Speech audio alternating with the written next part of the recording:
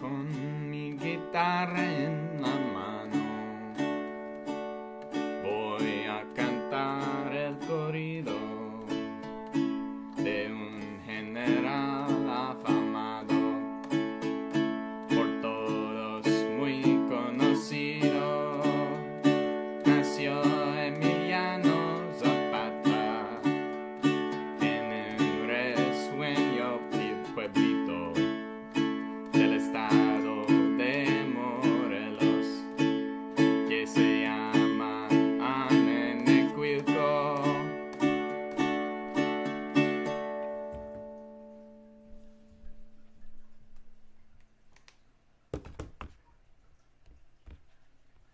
En 1911 en armas se levantaba allá en la Sierra Suriana don Emiliano Zapata.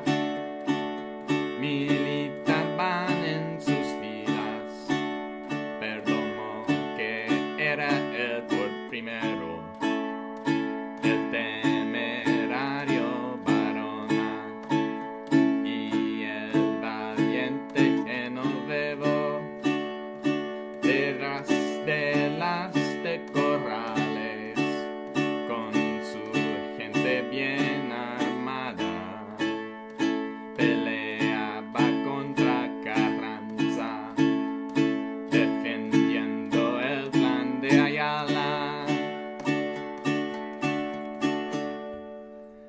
Monta brioso caballo que era de muy buena alzada, un guacoldo gateado con herraduras de plata.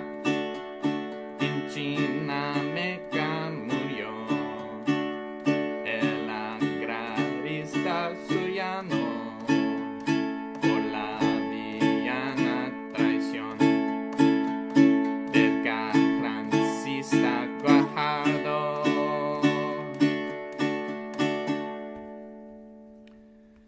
Ya con esta mi despido, ya me voy por el sendero. Aquí se acaba el corrido del valiente guerrillero. También Emiliano Zapata y al general Salazar, los dos hermanos Arenas y don Jesús Capistrán. All right, that was Corrido del General Zapata by Antonio Aguilar. And that's a classic example of a corrido from the Mexican Revolution, which, when you have the Mexican War for Independence back in the 1800s, right? Most people, when they say the Mexican Revolution, are referring to the one during the from 1910 to 1920, which featured in a big part Emiliano Zapata, who that song is about. And that is who inspires the name for the Zapatistas. So that's what we're going to talk about today. Welcome, everybody.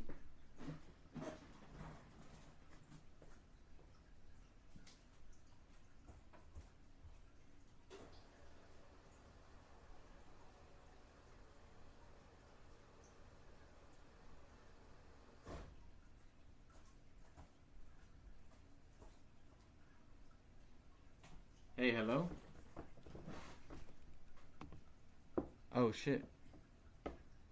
Sorry. Technical difficulties, everybody. My bad.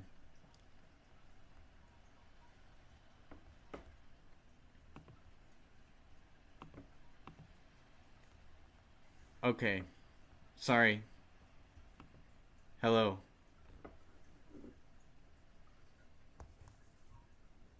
We are live. We are ready.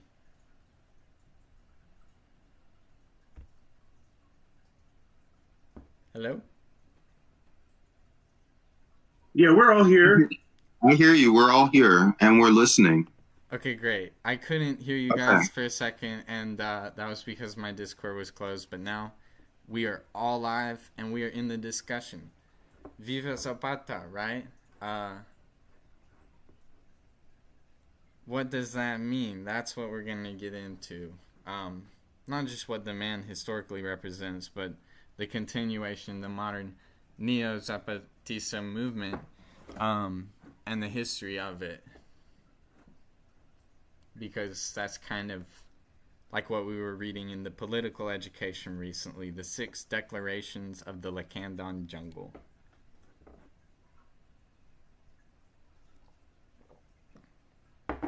So what y'all think?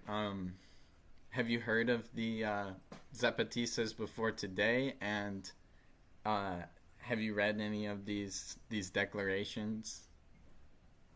I think that it might be more interesting having, you know, seen and read a lot of recent political content for us to put this in the context of previous things that we've seen and read from Mosaic Atlanta.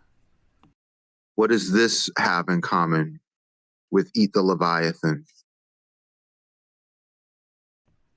Right, right. Well, the fact that it is a mosaic presentation to the public would be the I chief. mean, aside from it being a presentation, do you find that these, like, do you think that these things have ideological points in common? Is there a historical narrative that they have in common? Are they in different ways examples or critiques or discussions of society? Why this and not something else this week?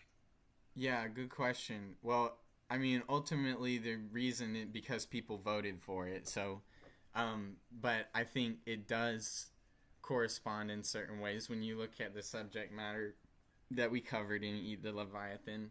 We were talking about democracy and, uh, you know, the ideas of like liberty and democracy that came out of the Enlightenment being in a way related to, as David Graeber was saying in Dawn of Everything, this reaction to European hierarchy by indigenous Americans, right, and the interaction and the culture clash of those two cultures during colonialism.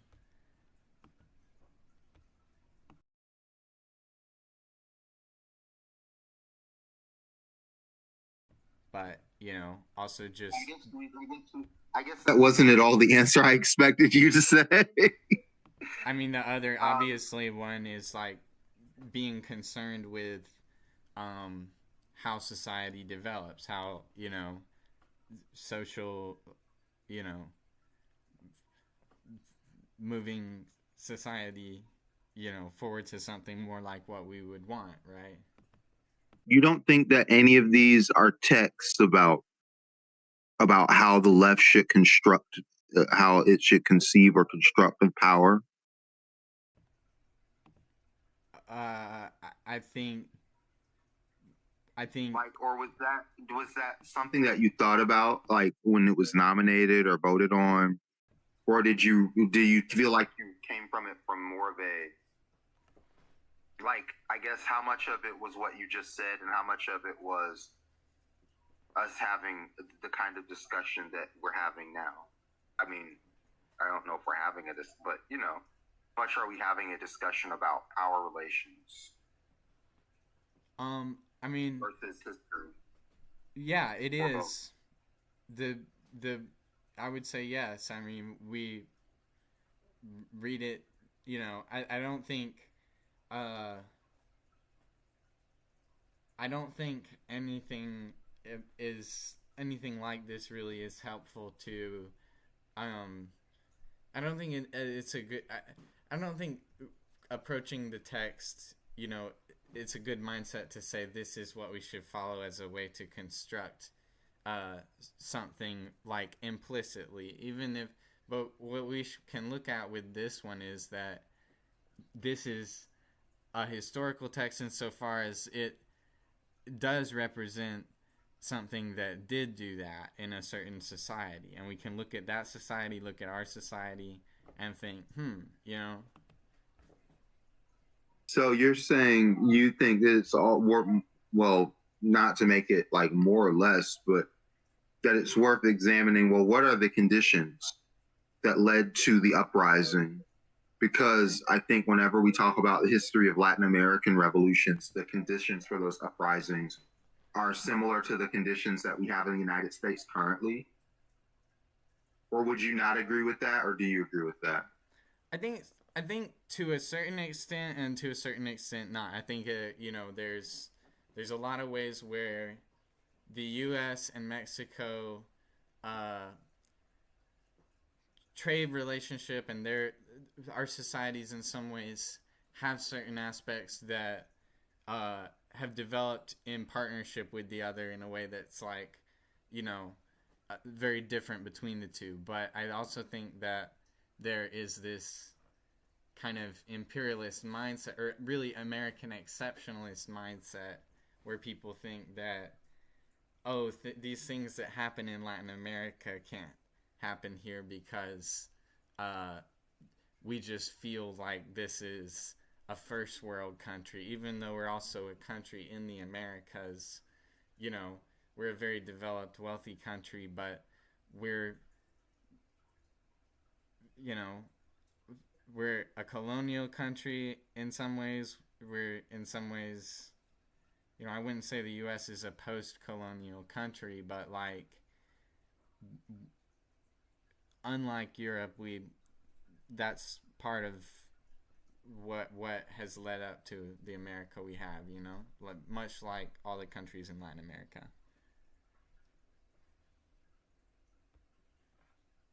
One second.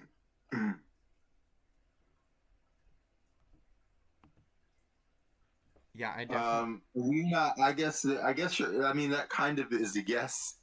We're not immune to the same conditions. Is more what you're saying.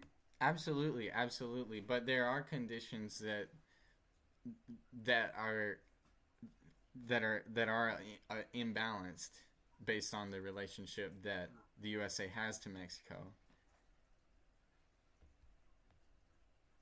I mean, you could talk about just the international relations being what they are for sure. From a standpoint of practical electoral politics, what do you think about Manuel Lopez Obrador Um, in relationship to? Well, I guess maybe this is too early in the conversation to talk about him. Maybe we should talk about the yeah, Zapatistas we really should focus before and on. after before talking about how they relate to. Yeah, I think, yeah, you're probably, I mean, you haven't asserted anything, but it'd Yeah, probably be better for us to go through history before we talk about how the current government is shaped by the things that we've seen back then. I would say so. I think that, yeah, that's a question like Andres Manuel Lopez Obrador is the former president of Mexico up until recently, and um, yeah, so sort of like asking, oh, what's what is the relation of this to Biden? It's like we need to go back when we're understanding the Zapatistas. First off, when you hear that name Obrador, that also is probably very much related to another major figure in the Mexican Revolution who was fighting alongside Zapata and then joined the Carrancistas, if I remember correctly. Um, and, uh, you had Madero, Carranza, um, Zapata, Villa, and these guys sort of all had their different factions with their different armies, and it was a really chaotic situation. So we're talking about the 1910s when like the modern Mexican state sort of formed uh, out of the ashes of the Porfiriato oligarchy, which was collapsing, because it was basically this crony capitalist thing where um, these rich guys just owned the government and were selling everything off to foreign investors, a lot of German investors, and you know, having these big haciendas, and there was a revolution basically. So that's where I would say this story begins, because that's where, you know, uh, well, I was about to say that's where the Zapatistas say their story begins, but that's not entirely true, right? It's implied by the name Zapatista because that's from Zapata, but they trace their Yeah. origins even further back to the original colonization of the land of Mexico and the resistance against that. History has a lot of starting points. I don't think you get in trouble for choosing one over the other. There's one that the name Zapatista implies, and there's one that, you know, is addressed in the declarations that we read, that, you know, they talk about. They're basically see themselves as the legacy of not just Zapata, but also the abolitionists before that, the independence fighters, like, you know, against the French in the Battle of Puebla, who are the what's Cinco de Mayo is about, and all of these different historical connections.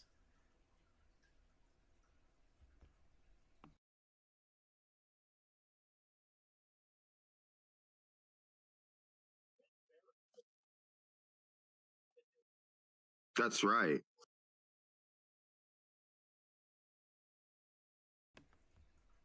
So yeah, something to also understand about the Mexican Revolution was that, like, eventually the U.S. intervened and took over certain port cities in Mexico, and also tried to hunt down Pancho Villa, who was like the sort of ally of Zapata up in the north.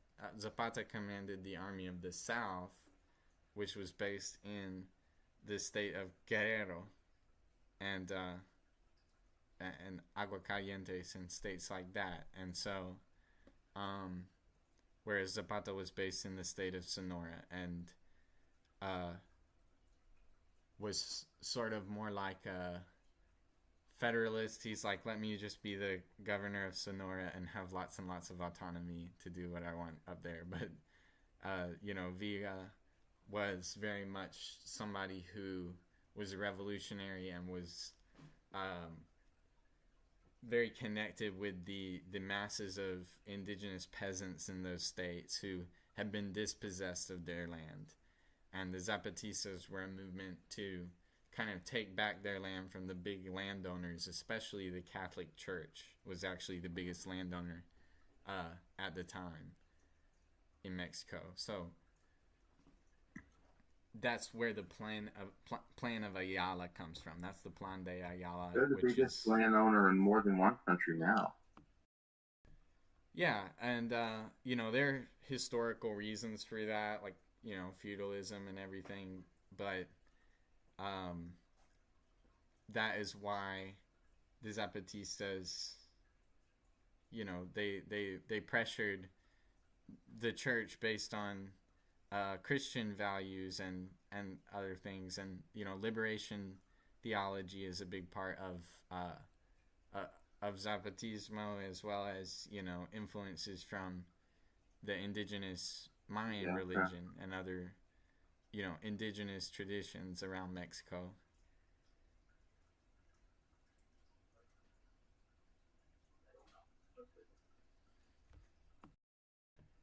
And I mean, this may be a lot of an info dump for, you know, folks who haven't really studied the Mexican Revolution. Ultimately, it was the PRI who took over, the Partido Revolucionario Institucional, which means the Institutional Revolutionary Party, and that is like the Carrancistas who, you know, assassinated Zapata and, you know, kind of took over after the revolution. Yeah, this is, of course, Mexico's historic ruling party. Yeah, even today, I think, and that is pretty much a big thing that the Zapatista uprising in the 1990s was about ending this one party rule that they felt like, uh, created a fake facade of democracy in Mexico and betrayed They're the not values still in of the charge now, I don't original think. Mexican Revolution.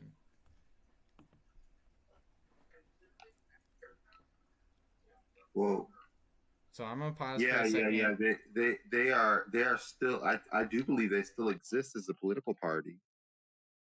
The PRI, I mean, I think they are the ruling party still, right? Uh-uh. Oh, But I do think they exist as a party. I think Vicente Fox was the last president of that party, although I could be quite wrong. Things that I've been wrong before.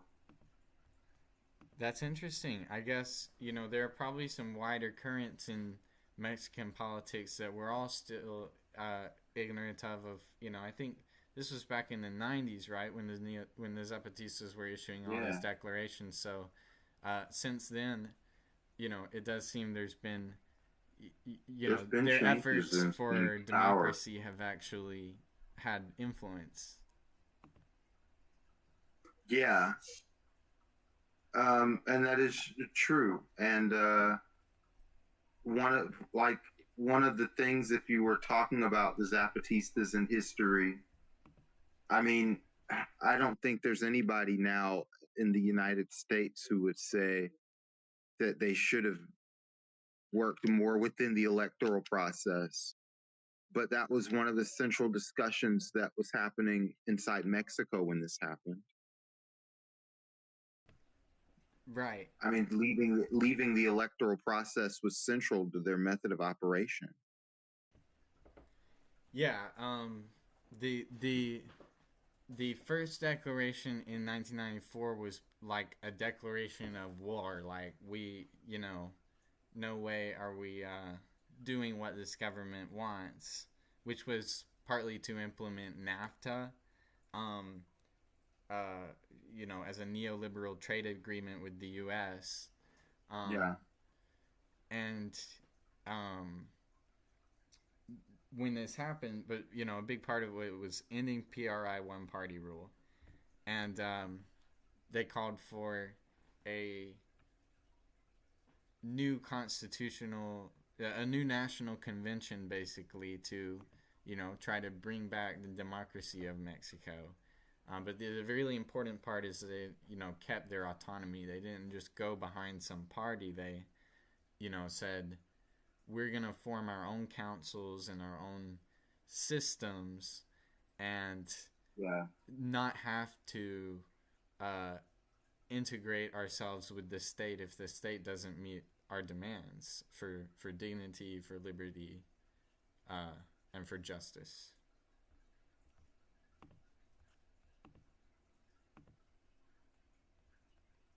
So that is kind of the gist of. I know I kind of info dumped a lot on y'all, but I just want to pause and be like, so what are your thoughts on the Zapatistas? What do about the Zapatistas in general, and you know,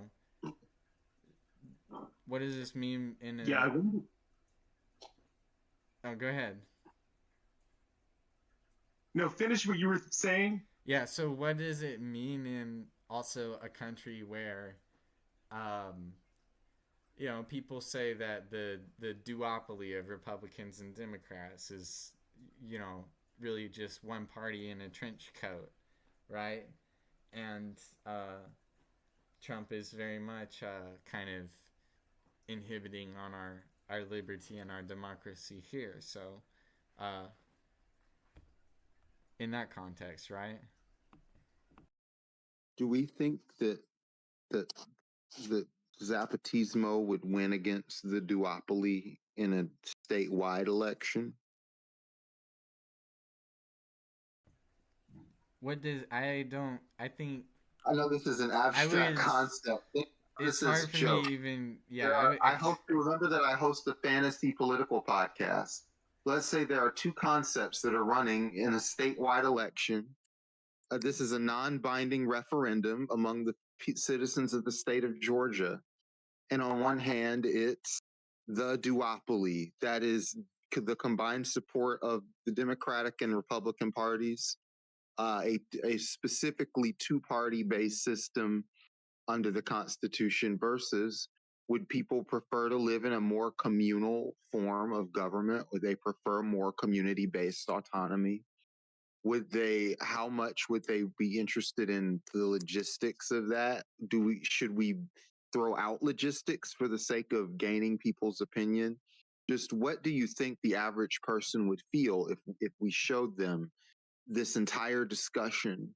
Where do you think if we walked up to a door and we gave we're disconnected. Hold on, let's reconnect. Are we really? Okay. We're reconnected. I was saying it seems a little bit like we're almost not doing the concept justice if we just are saying we just pit this one versus another in an election, because part of the whole point is we approach politics entirely in a different way, where the power comes from us rather than more than providing these concepts with some kind of ultimate legitimacy. Only because we know that specifically the political system as driven by the two parties isn't popular. More than this being a contest about popularity or legitimacy, more of it does the average person find this example from history, and I guess I'm jumping across my first point, which would be to say, I think about the Zapatistas as merely an example from history that isn't conclusive. I wouldn't say that it's an example of bad society or an ideal society. I would simply say a reaction to conditions that was driven by geography, by race, by economy, by patriarchy. You could just put a bunch of ingredients in a bag and come up with a thing in history, a moment in history. Well, I mean, yeah, that's what we're doing. We're having a discussion of a moment in a remarkable moment in Mexican history when, poor and oppressed people stood up for themselves and got significant gains and created sort of a ripple process throughout Mexican politics in the process towards the direction of democracy. Do you find it beyond the point to say, should the average person find comfort, intrigue, suspense? I'm sorry to have been thinking about the reflections or takeaways from this story. I don't want to tell somebody what they should find. I think that the average person should absolutely go and read the 6 declarations of the Lacandon Jungle if they are interested in Mexican history, recent Mexican history, and they'll find what they find. And it's more of a historical text than a. I wouldn't call it like a document. It's like reading the Declaration of Independence or something. Well, I want to hear from Asazi too. What do you think about the overall topic so far?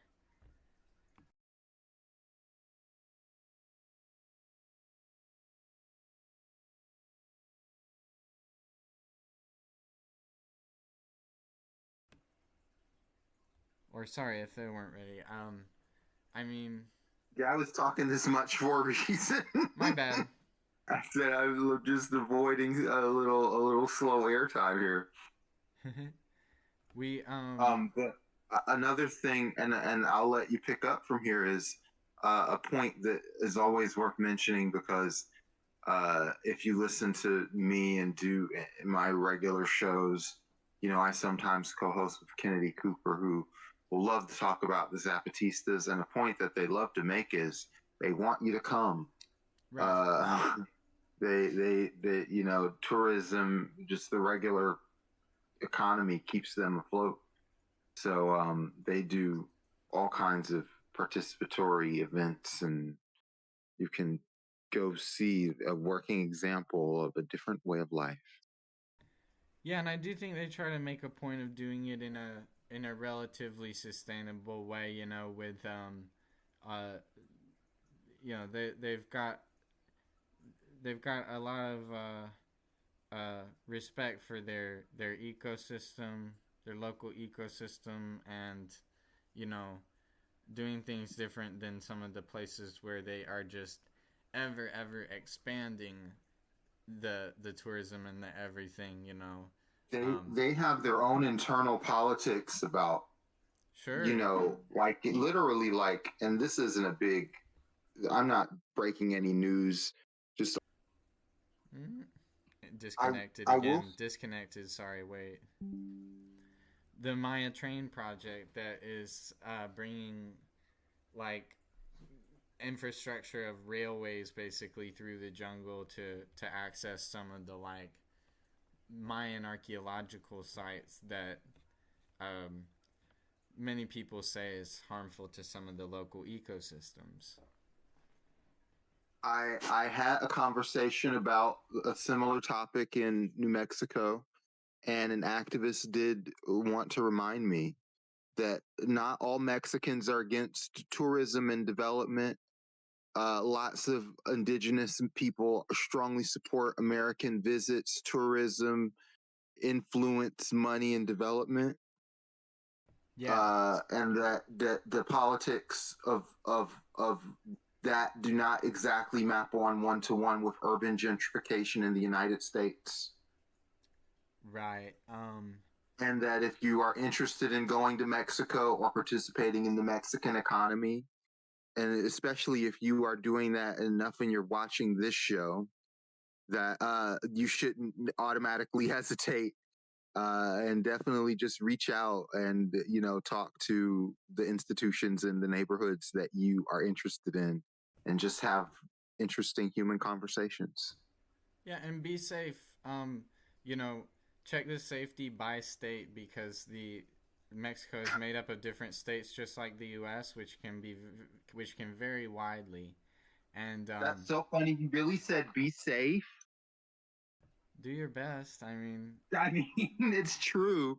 There are definitely places in Mexico not to mess around. But you and could, of course, say that about where we are right now.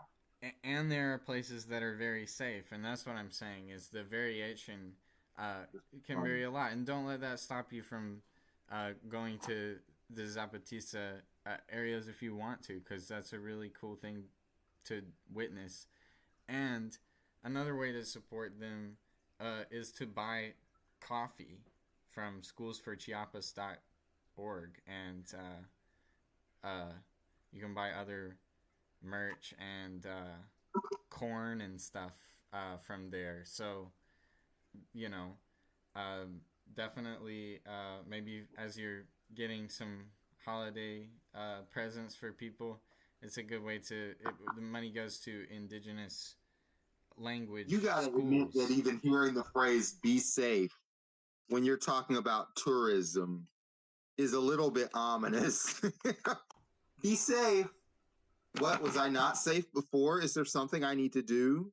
Jeez, we I'm trying to we want people to go.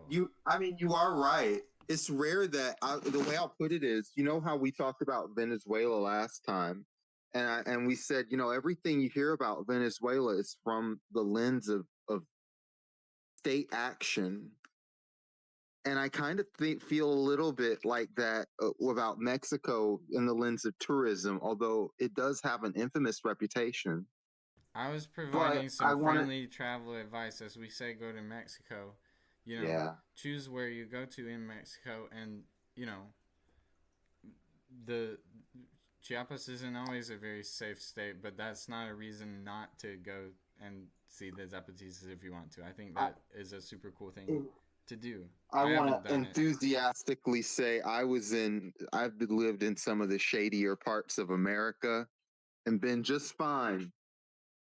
And there are great people and moments, even in fucking, I mean, I'm not telling you to go to a crime ridden neighborhood necessarily, I just want to give a positive note that isn't typically heard in tourist discussions, which is that sometimes even the crime ridden neighborhoods are kind of nice in the world. Yeah, and you know, you might find a lot of things are cheaper. That's pretty nice. But um you definitely, you know, I'm not trying to I definitely wasn't trying to bring a damper on. No, go down there. It's a beautiful country, and it's even easier also to buy some coffee.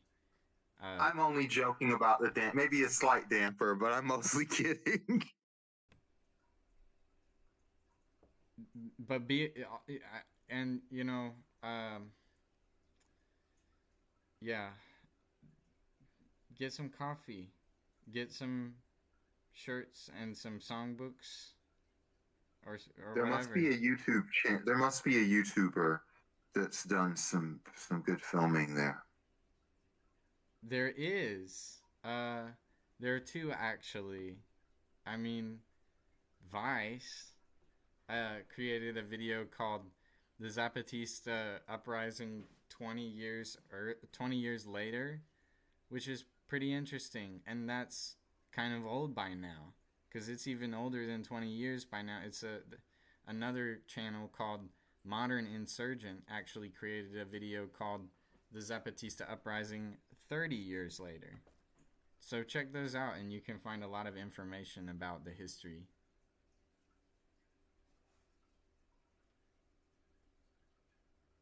Um, Language revitalization is also a big part of it. That's what I'm saying. Is the coffee funds schools that, you know, otherwise the government would not create, because they only wanted to create schools in Spanish, you know, and they created ones that still spoke the indigenous Mayan languages, and uh, perhaps other indigenous languages in Mexico.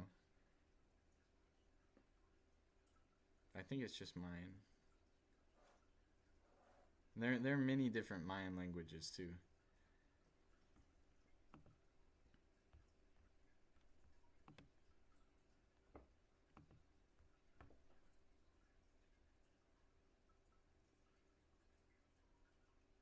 Uh, so yeah, I mean,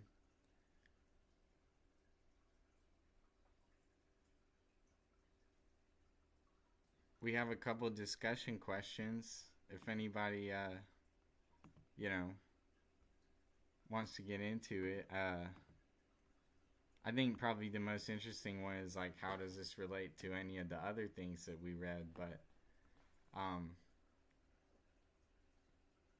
I would say there's some connection to maybe Wretched of the Earth, in a way where it's like, you know, one of the things that the Zapatistas say is like, ideas are also weapons, you know, and the two kind of go together, the idea and the sword.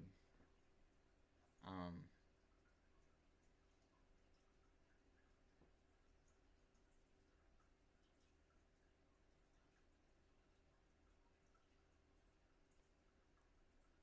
are y'all still there? Yeah, I want to thank y'all. I want to thank y'all both, and everyone here.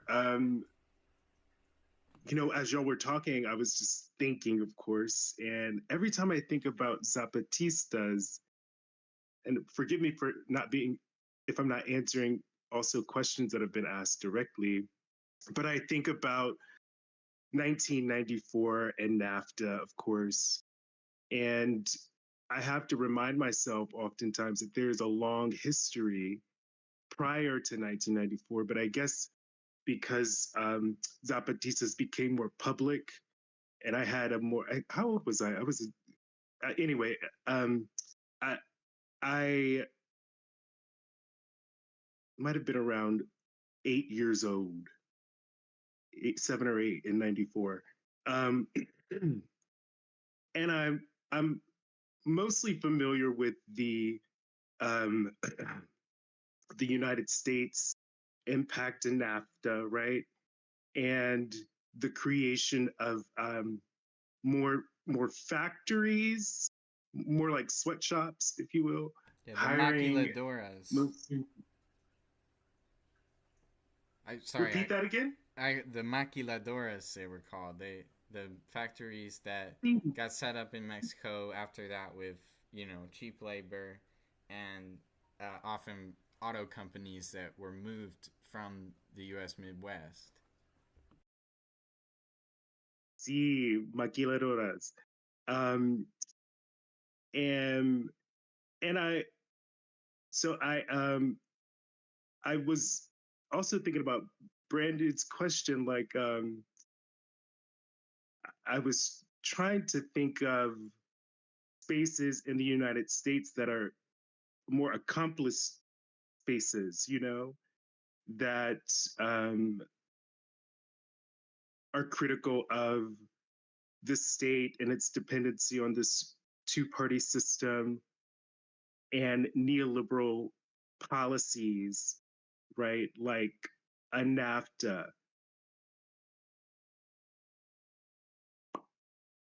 Yeah, yeah. It's interesting because neoliberal policies are considered a very right wing sort of trade agreement, and at the same time, what Trump is doing now with all of the tariffs and the protectionism is very much the opposite of that in certain ways. But it's sort of a weird hybrid too, because I feel like with the tariffs, Trump kind of is using the threat of this like hyper not neoliberal protectionist stance to bully countries into accepting neoliberal policies internally.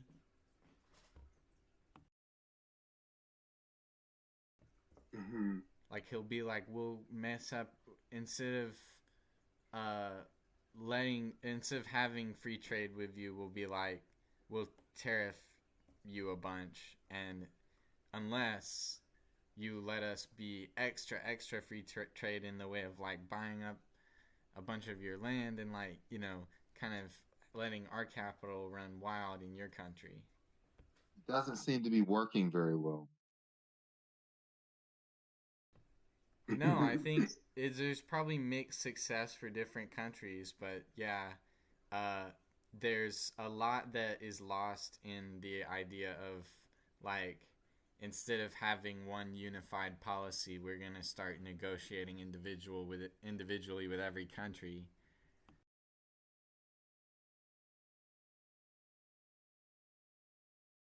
But it's through those sort of multilateral uh, coordinations between U.S. and Mexico that this NAFTA thing came out. And what was so bad about that for Mexican peasants or farmers, with small land holdings, was that it would bring in like factory farmed U.S. corn that they couldn't compete with. The corn would come in really cheap. That's subsidized by the U.S. Department of Agriculture, and they wouldn't be able to sell corn to survive anymore.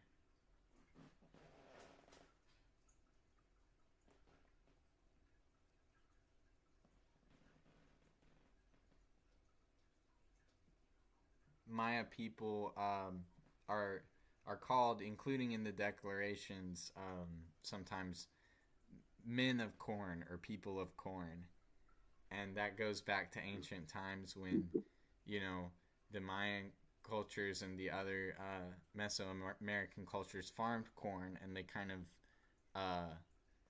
that was a point of identity for them. They looked at other tribes who did not farm corn, and they were like, "We're the people of corn. You're not the people of corn." But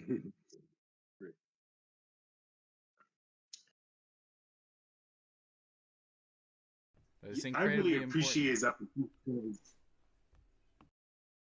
We're always talking at the same time. Go ahead. I'm sorry. If dare I say, Hold on. In the sense that they a success, in the sense that they are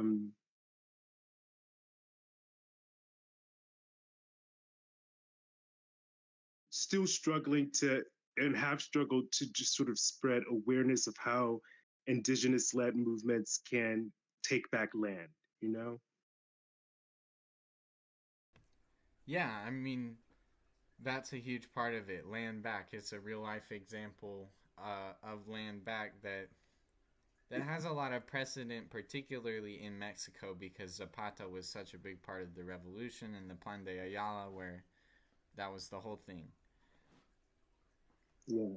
And for folks who are just learning about Zapatistas, I just, there's so much to learn, but one thing is that it's very much a more contemporary example of resistance to what we might phrase the neoliberal state. And I wonder if y'all could even, if you feel comfortable talking a little bit about what you mean by, or what we generally mean by neoliberalism. Right. Well, I think that um, it refers to, a lot. If you want to point to someone who represents neoliberalism, most people would point to like Ronald Reagan, Margaret Thatcher, um, people who had a very free market attitude that was primarily expressed on the international field in ways where they uh, cut trade deals that were very advantageous for rich countries.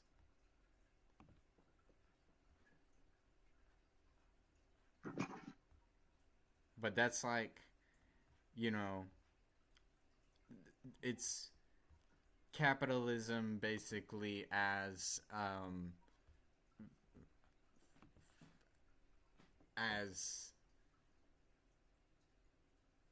a very classically liberal, or you might say fiscally conservative, kind of economic outlook.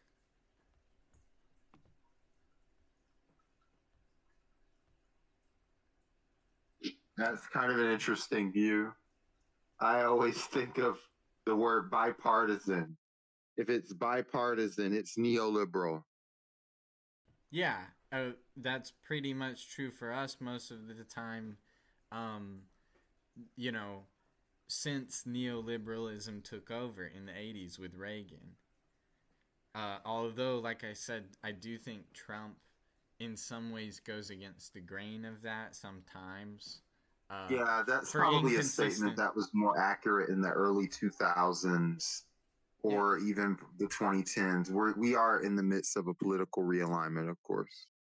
Trump is inconsistent in that way. He, you know, compared to him, people like Reagan and Thatcher were much more invested in their economic views, which are these like right wing capitalist kind of views, and Trump is Trump is a freewheeler in a lot of ways.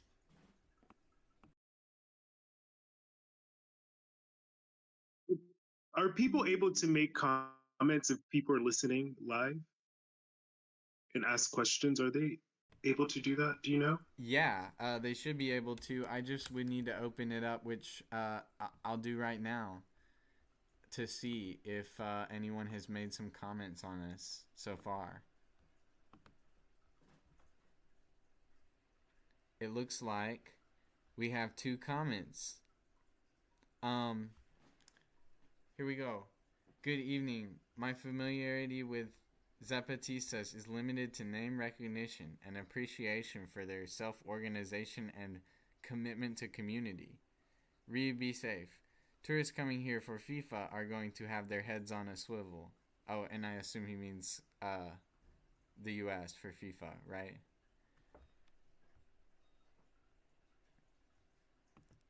So Yeah, I mean, what do if y'all you're think about asking those me, we could comments? talk about tourism and the World Cup all day. You that comment really does. I I know we wanted to steer it away from a discussion of politics, but however, that comment does steer us back towards a little nod in the direction of a historical example that's used in political discussion and exists now in the present day, which many of our historical examples sometimes are fading further into the past.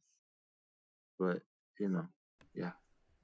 Yeah, I don't know. I don't think we're getting much far away from politics. I think we've sort of been talking about that the whole time, but if you mean like, the mainstream politics of Mexico, you asked me earlier what did I think about AMLO, the previous president, Andres Manuel Lopez Obrador. And, there's, how much do I know? Not a whole lot. Looks like he was part of a different party that is not the PRI, that the Party of Democratic Revolution.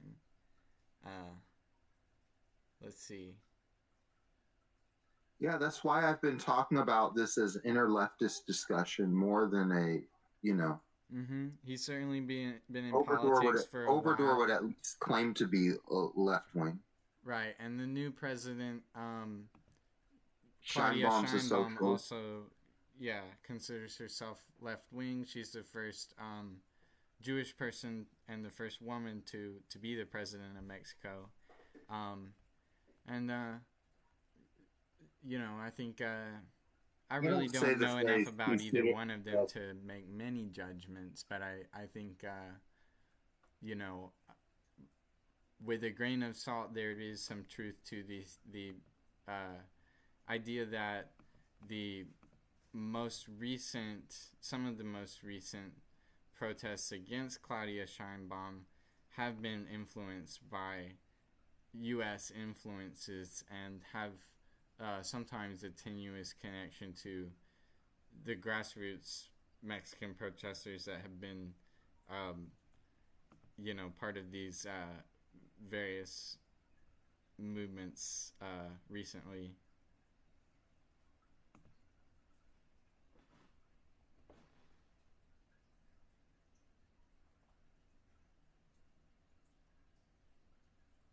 What do y'all have any thoughts about, that's like. Well, I'm sorry, I didn't know that I was on mute. Yeah, you're doing good. That's like the Biden and the Trump of Mexico in the sense of the most recent and current president, but I think obviously very different. They've got universal child care on the floor in Mexico. There's some real you know there's some real bills on the floor. They've got universal scholarships. They've got a lot of stuff that's on the floor, and they've got a Congress. Sorry. Yeah. There's been a lot of urban mobility. I know this doesn't sound like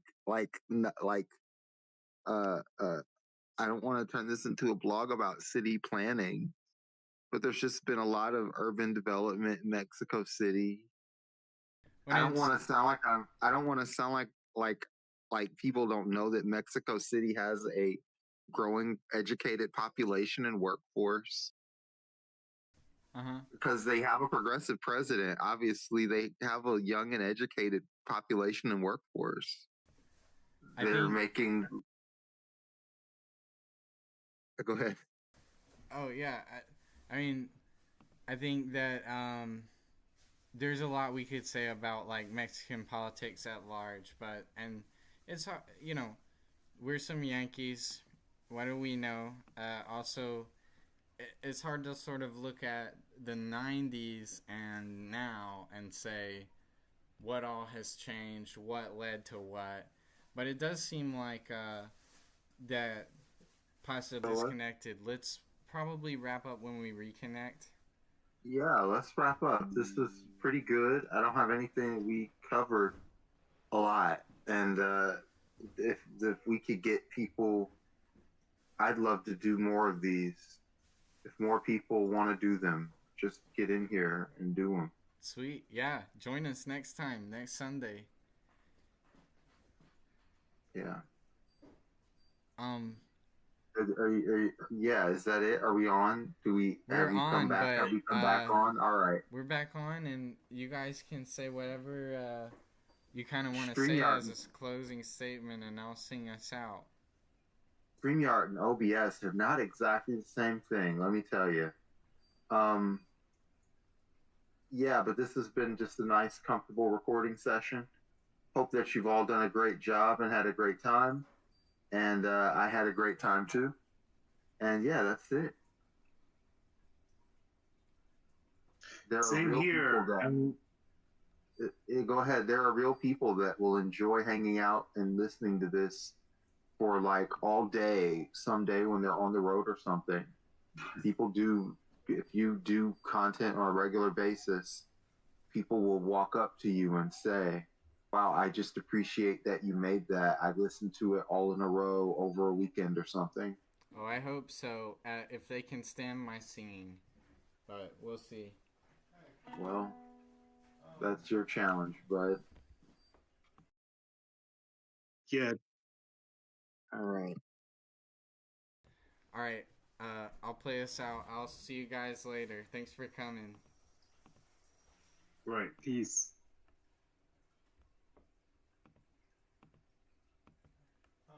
Ya se mira el horizonte, combatiente zapatista, el camino marcará a los que vienen de acá, hombres, niños y mujeres, ese esfuerzo siempre haremos, campesinos, los obreros, siempre unidos con el pueblo.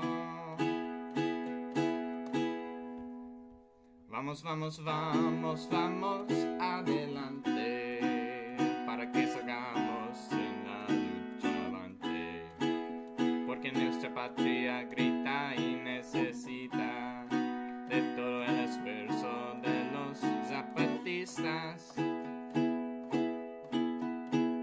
Ejemplares hay que hacer y seguir nuestra consigna, que vivamos por la patria o morir por la justicia.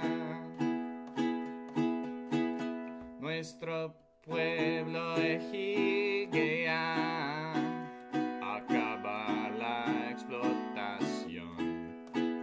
Nuestra historia dice ya lucha de liberación.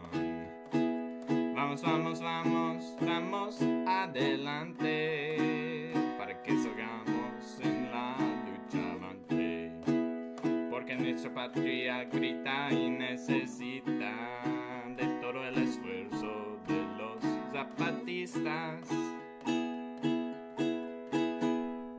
Vamos, vamos, vamos, vamos adelante, para que salgamos en la lucha avante, porque nuestra patria grita y necesita de todo el esfuerzo de los zapatistas.